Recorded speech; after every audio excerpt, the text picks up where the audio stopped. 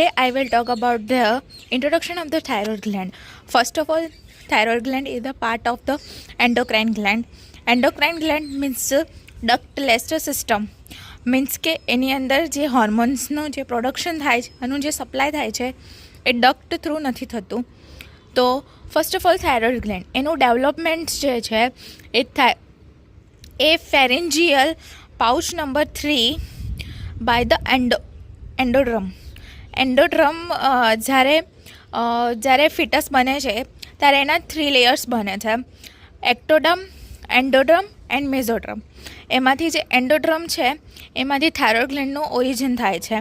અને જે thyroid gland છે એ સિચ્યુએટેડ હોય છે નેક રિજિયનની અંદર. એ થાઇરોઇડ ગ્લેન્ડ જે છે એ ફર્સ્ટ ડેવલપ્ડ ગ્લેન્ડ ઇન ફિટસની અંદર જે બધા જ્યારે ઓર્ગેનોજેનેસિસ થાય છે એની અંદર ફર્સ્ટ થાઇરોઇડ ગ્લેન્ડનું ફોર્મેશન થાય છે at 3 to 4 weeks of the જસ્ટેશન્સના 3 to 4 weeksની અંદર એનું ડેવલપમેન્ટ જોવા મળે છે.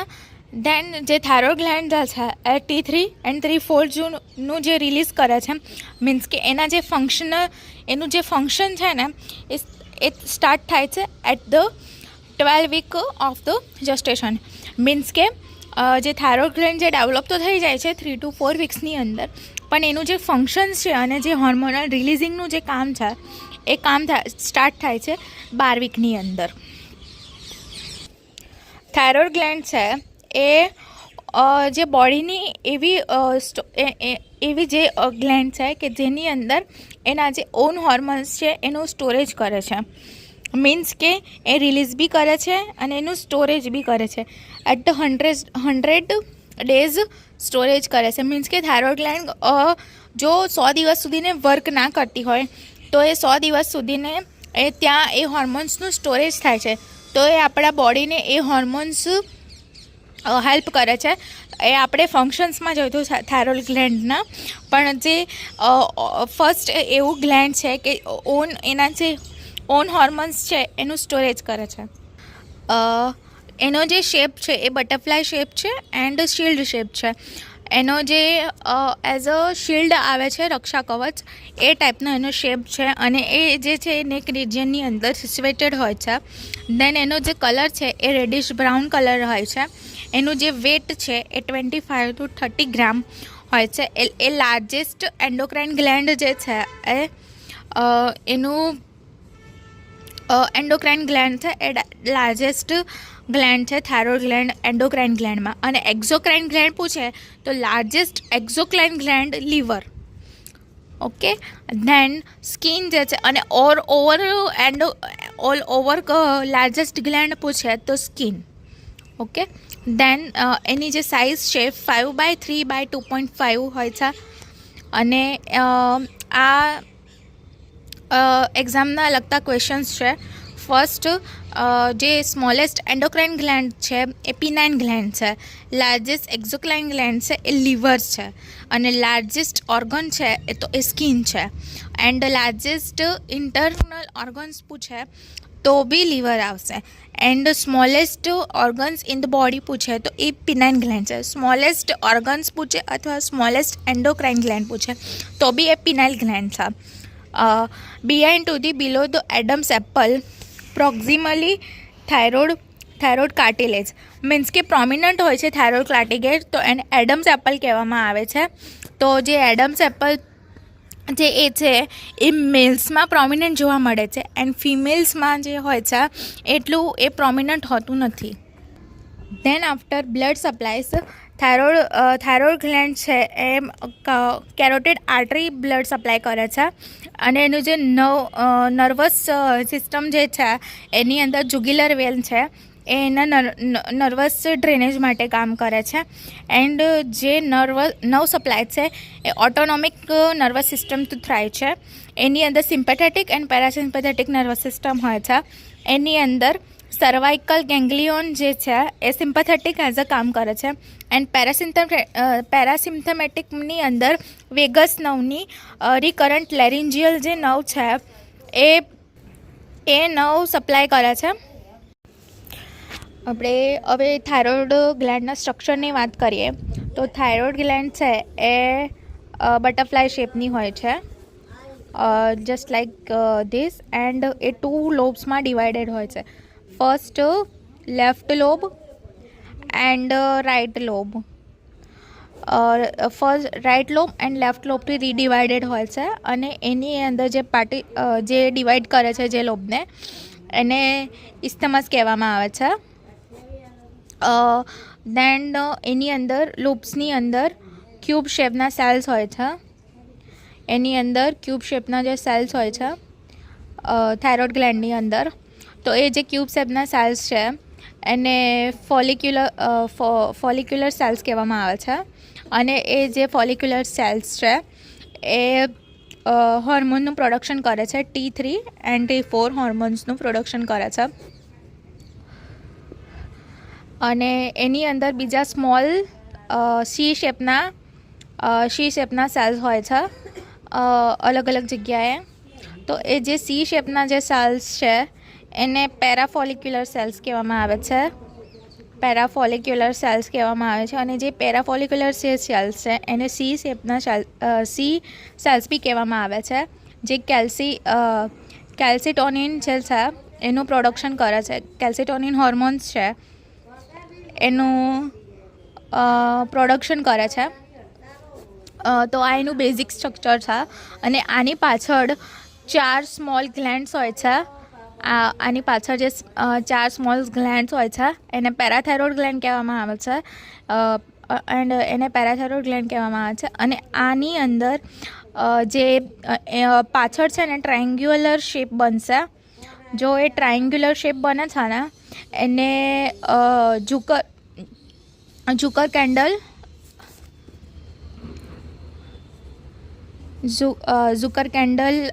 ટ્યુબ્યુલર કહેવામાં આવે છે. Okay. After that the production of the thyroid hormones, એની અંદર first of all hypothalamus gland છે એ થાઇરોઇડ રિલીઝિંગ હોર્મોન્સનું પ્રોડક્શન કરશે. હાઇપોથેલેમસ ગ્લેન્ડ છે એ master of the master gland છે. એ થાઇરોઇડ રિલીઝિંગ હોર્મોનનું પ્રોડક્શન કરશે. And the via the portal vessels જે એન્ટીરિયર પિટ્યુટરી ગ્લેન્ડ છે એમાં મેસેજ જશે, અને એન્ટીરિયર પિટ્યુટરી ગ્લેન્ડ છે એ થાઇરોઇડ સ્ટિમ્યુલેટિંગ હોર્મોન TSH નું પ્રોડક્શન કરશે. અને એ TSH છે એમાં બ્લડ વેસલ્સમાં આવશે એ TSH, અને બ્લડ વેસલ્સમાં આવશે તો એમાં જે ફોલિક્યુલર જે સેલ્સ છે થાઇરોઇડ ગ્લેન્ડના એને એક્ટિવેટ કરશે. જે ફોલિક્યુલર સેલ્સ છે એને એક્ટિવેટ કરશે એન્ડ T3 એન્ડ T4નું પ્રોડક્શન થશે. હવે જે થાઇરોઇડ ગ્લેન્ડનું જે હોર્મોન્સનું જે પ્રોડક્શન થાય છે એના માટે આયોડિન રિક્વાયરમેન્ટ હોય છે. બિકોઝ જે આયોડિન જે છે એ હોર્મોનલના સિન્થેસિસ માટે જરૂરી છે થાઇરોઇડ ગ્લેન્ડ માટે. એમાં બ્લડમાં serum iodine level 42 to 92 microgram per litre હોય છે. દેન રિચેસ્ટ ઓર્ગન જે છે એ આયોડિન માટે એ સી ફૂડ્સ છે, shellfish, egg, meet et cetera. After જે WHO ડિક્લેર કર્યો છે કે વોટરની અંદર આયોડિનનું પ્રમાણ લેસ દેન 15 ppm પર લિટર હોવું જોઈએ.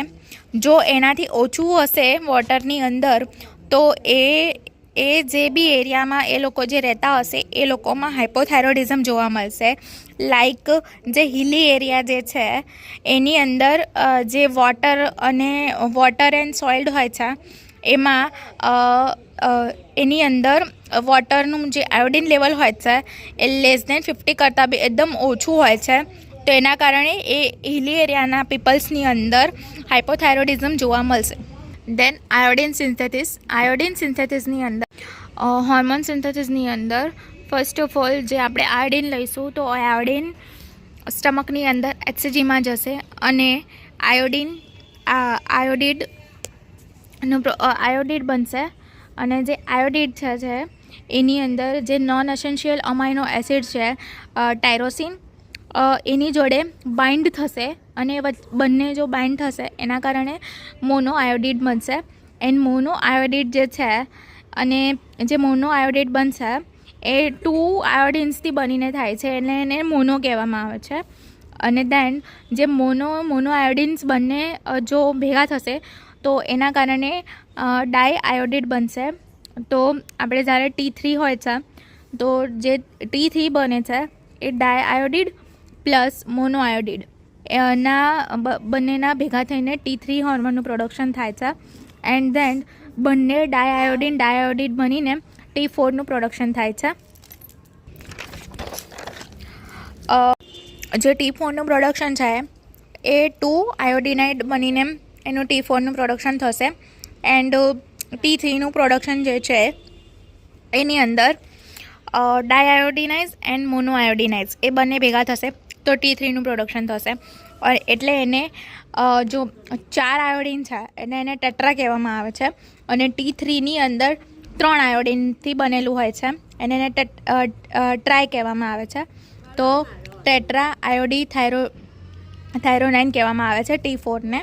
એન્ડ T3ને ટ્રાય આયોડોથાઇરોનાઇન કહેવામાં આવે છે. અને T4ને બીજું થાઇરોક્સિન બી કહેવામાં આવે છે, એનું બીજું નેમ છે. અને મોસ્ટલી T4નું પ્રોડક્શન વધારે થાય છે T3 કરતાં. T3 જે છે એ 10% જ જોવા મળે છે અને T4 છે એ 90% જોવા મળે છે. અને એની અંદર જે T3 છે એનું ફિઝિયોલોજિકલી એનું મેઇન હોર્મોન છે. અને મોસ્ટ પ્રોડક્શન હોર્મોન પૂછે તો T4. એન્ડ ફિઝિયોલોજિકલી મેઇન હોર્મોન પૂછે તો T3. એ લેબોરેટરીના ટેસ્ટમાં જોવા જઈએ તો થાઇરોઇડ ફંક્શન ટેસ્ટ આપણે કરાવીએ છીએ. તો એની અંદર થાઇરોઇડ જે ફંક્શન ટેસ્ટ કરાવીએ એની અંદર જે કલેક્શન વાયલ હોય છે એ યલો વાયલ, પ્લેન વાયલ અથવા રેડ વાયલનો આપણે યુઝ કરીએ છીએ. એની અંદર જે TSH જે છે એ ટોટલ તો એ 0.3 to 5 ઇન્ટરનેશનલ પર લીટર મિલી ઇન્ટરનેશનલ પર લીટર જોવા મળે છે. એમાં જે T4 જે છે એ 5 to 12 માઇક્રોગ્રામ પર DL જોવા મળે છે. T3 જે છે એ 80 to 230 નેનોગ્રામ પર લીટર જોવા મળે છે. એન્ડ FTH જે છે એ 0.83 2.8 નેનોગ્રામ જોવા મળે છે. મીન્સ કે જે T4 જે છે એ બ્લડમાં તો છે, એના સિવાય ફ્રી T4 હોર્મોન્સ બી જોવા મળે છે જે કોઈની સાથે બાઇન્ડ નહીં થતા અને જે ફ્રીલી ફરે છે બ્લડની અંદર. તો એનું લેવલ 0.8 થી 2.4 નેનોગ્રામ જોવા મળે છે. થાઇરોઇડ ગ્લેન્ડના આપણે ફંક્શનની વાત કરીએ તો એની અંદર જે મેટાબોલિઝમ માટે હેલ્પ કરે છે. અને મેટાબોલિઝમ થશે કોઈ બી આપણે માઇક્રોન્યુટ્રિયન્સ અથવા મેક્રોન્યુટ્રિયન્સનું મેટાબોલિઝમ થશે એના કારણે એનર્જી જોવા મળશે. અને મોસ્ટલી છે ને કેટાબોલિઝમ જોવા મળે છે T3 and 3 હોર્મોન્સની અંદર. એની અંદર કેટાબોલિઝમ મીન્સ કે જે સૌથી મોટું મીન્સ કે માઇક્રોન્યુટ્રિયન્ટ્સ છે. માઇક્રોન્યુટ્રિયન્ટ્સમાં કયા આવે તો આપણે કાર્બોહાઈડ્રેટ, પ્રોટીન એન્ડ ફેટ્સ આવે. તો જે કાર્બોહાઈડ્રેટ છે તો એને બ્રેકડાઉન કરીને પોલિસેકેરાઇડ, ડાયસેકેરાઇડ એન્ડ મોનોસેકેરાઇડમાં કન્વર્ટ કરશે. અને મોનોસેકેરાઇડ પછી ડાયરેક્ટ જ એક બ્રેકડાઉન થઈને ગ્લુકોઝ બનાવશે. અને ગ્લુકોઝ બનાવશે તો એ જે બ્રેકડાઉન 1 by 1 જે બ્રેકડાઉન થાય છે તો એને મેટાબોલિઝમ કહેવાય છે. અને એ મેટાબોલિઝમથી એક એનર્જીનું પ્રોડક્શન થાય છે. પ્રોટીનના એક્ટિવેશનમાં બી હેલ્પ કરે છે. પ્રોટીનના સિન્થેસિસ અને બોડી બિલ્ડ માટે હેલ્પ કરે છે. પછી જે એ છે ફેટનામાં બી એક્ટિવેશન થાય છે. અને જે ફેટને બ્રેકડાઉન કરીને ફેટી એસિડનું લેવલ ઇન્ક્રીઝ કરશે બ્લડની અંદર. અને જો ફેટી એસિડનું લેવલ ઇન્ક્રીઝ થશે તો જે કોલેસ્ટ્રોલ જે હશે એનું લેવલ ડિક્રીઝ થશે બ્લડની અંદર. તો એ કોલેસ્ટ્રોલનું લેવલ ડિક્રીઝ થશે. ધેન ગ્લાયકોજન છે અને એને ગ્લુકોઝમાં કન્વર્ટ કરશે.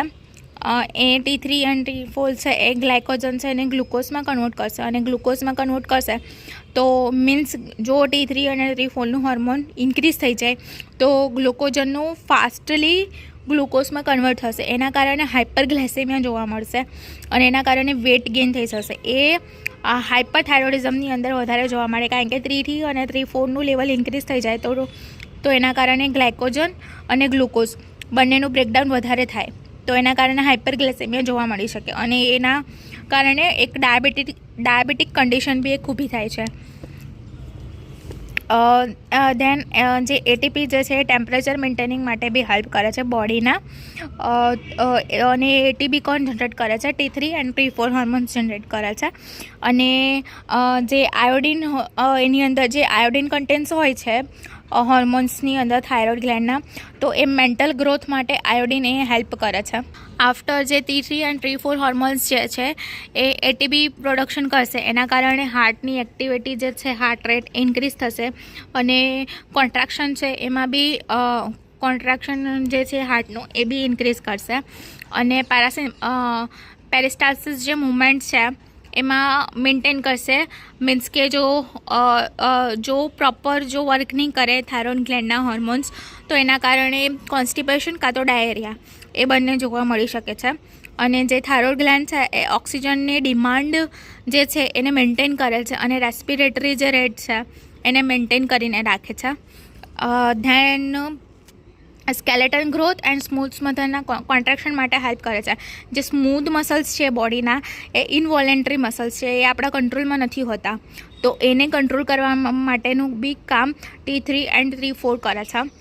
ધેન T3 એન્ડ T4 જે છે એ સેક્સ્યુઅલ બિહેવિયર પ્રમોટ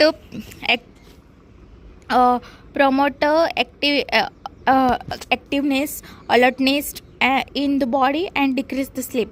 મીન્સ કે જે સેક્સ્યુઅલ બિહેવિયર છે એને મેન્ટેન કરે છે અને પ્રોવાઈડ કરે છે એક્ટિવનેસ એન્ડ અલર્ટનેસ પ્રોવાઈડ કરે છે. અને એક્ટિવનેસ અને અલર્ટનેસ હશે તો એના કારણે આપણને સ્લીપ ઓછી આવશે. ધેટ એ મેસ્ટ્રુરલ સાયકલ છે એમાં બી હેલ્પ કરે છે. જો એટીપીનું પ્રોડક્શન થશે તો એન્ડોમેટ્રિયમ જે છે એ બનશે, અને જો એન્ડોમેટ્રિયમ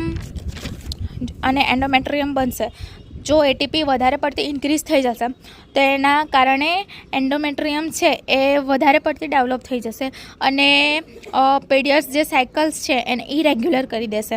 અને જ્યારે એટીપી ડિક્રીઝ થશે, જે હાઇપરથાઇરોઇડિઝમમાં થશે, તો એના કારણે હાઇપો એન્ડોમેટ્રિયમ જોવા મળશે. તો એના કારણે એન્ડોમેટ્રિયમ નું જે બનવાનું જે કામ છે એ બહુ સ્લો થઈ જશે. તો એના કારણે પીરિયડ્સ જે છે એ વધારે પડતા આગળ વધી શકે છે. તો એના કારણે બ્લીડિંગ અને પીરિયડ્સ ઇરેગ્યુલર બંને વસ્તુ જોવા મળી શકે છે. ધેન પેરાફોલિક્યુલર સેલ્સ અથવા સી સેલ્સ, એની અંદર જે છે એ માઇક્રો સેલ્સ છે અને એ સી શેપની હોય છે. એ જે છે એ સિક્રેટ કરે છે કેલ્સેટોનિન હોર્મોનનું. Calcitonin hormones propose to phosphorus and phosphorus in proposed calcium. Means કે કેલ્સેટોનિન વધશે, કેલ્સેટોનિન હોર્મોન વધશે તો ફોસ્ફરસ વધશે, અને જે ફોસ્ફરસ જો વધશે તો કેલ્શિયમ જે છે એ ડિક્રીઝ થશે. આનો મિનિંગ આવો થાય છે. એની અંદર જો ફોસ્ફરસ વધશે તો કેલ્શિયમ જે છે એ ડિક્રીઝ થશે. એ 3 વેથી થઈ શકે. ફોસ્ફરસ જો ઇન્ક્રીઝ કાં તો ડિક્રીઝ થઈ શકે. તો એની અંદર જે પહેલાં જીઆઈમાં જોવા જઈએ તો જીઆઈમાં ફોસ્ફરસ છે એનું એબ્ઝોર્પ્શન થશે, એના કારણે કેલ્શિયમ જે છે એનું એક્સરેટ આઉટ થશે. કેલ્શિયમ લેવલ ઇન્ક્રીઝ થશે.